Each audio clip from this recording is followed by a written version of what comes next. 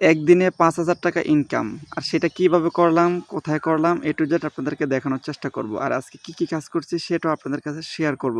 আমি চিন্তা করতেছি একদিনে যদি ৫,০০০ টাকা করে ইনকাম করি তাহলে প্রতিদিন যদি আমার এরকম কাজ থাকে তাহলে দেখা যাচ্ছে যে ১ মাসে আমার ১.৫ লক্ষ টাকা ইনকাম হচ্ছে। তাও শুধু গ্রামের মধ্যে। আর চিন্তা করলাম যে তাহলে তো বাইরে বা বিদেশে যাওয়ার কোনো প্রয়োজন নাই। আর আমি ইমামতি করি আর চিন্তা করলাম যে ইমামতি করলে বেতন পাই মাত্র ৫ থেকে ৬,০০০ টাকা। আর আমার এই ১.৫ লক্ষ টাকা উঠাইতে কমসে কম ১০ মাস, ১০ মাসে তো হবে না, কি বলি আমি ভুলভাল।